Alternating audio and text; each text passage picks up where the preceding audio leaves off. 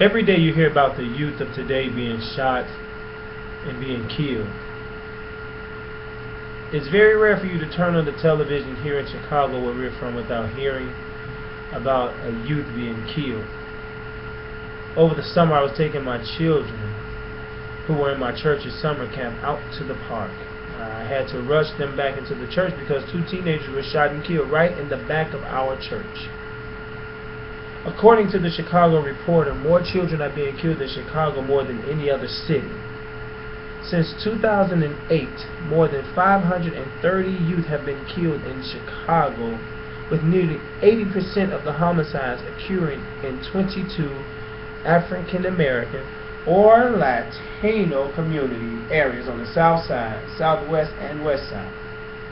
Then I read that there was a total of 247 people between the ages of 18 and 20 who have been murdered in Chicago. Nearly as many as 286 under the age of 18 who've been killed during that span. Our crime rate here in Chicago, with the death rate, is more than the war that's taking place over in Afghanistan. According to CBS, the city of Chicago has turned into a war zone. More young people have died this year than in Afghanistan. You have 144 as opposed to 228 here in the city of Chicago. The murder rate in Chicago, I read, is 4 times that of New York City and double that even in Los Angeles for its gang activity.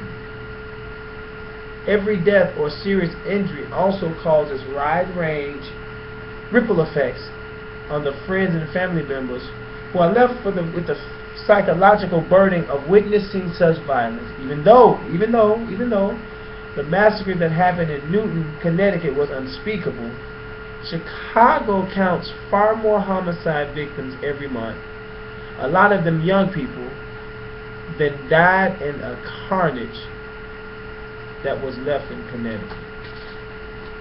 Since January 1st, 2012, the police, I believe, have recorded almost 2,400 shooting incidents and almost 500 homicides.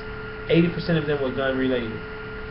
The shootings are up about 12 or 13% this year, and homicides are up 19%. The youth are often the target of these shootings. 319 Chicago public school students were shot, and about 24 or 25 of those shootings were fatal in school, a school year that ended in June 2012.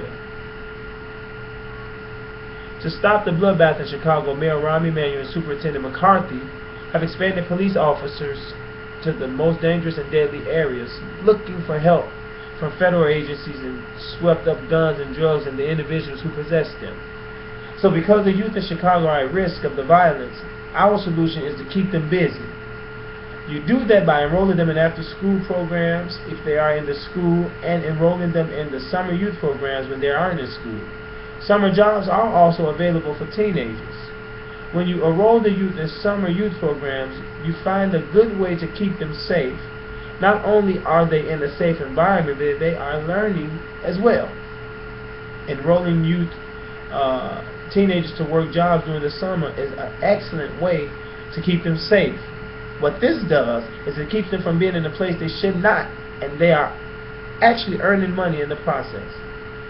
Chicago will be a safer place for the youth if everyone continued in their efforts to make this city safe. Our murder rate can be lowered, and the youth and the families can live at ease knowing that the city is in a safe environment. Gun violence is huge. It's a big obstacle in our society today, and it's one that it seems that Chicago won't be able to overcome. Attending CAPS meetings, enrolling the children in summer programs, encouraging your teenagers to work during the summer are simple steps that we can take to make sure that our youth are safe.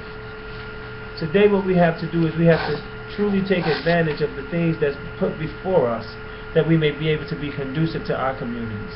Our young people are endangered species today, and what we need to do is find an avenue that they can learn from to keep them focused and doing stuff positive in their community, that they may be able to exemplify the same type of behavior that we as the parents know that they can exemplify.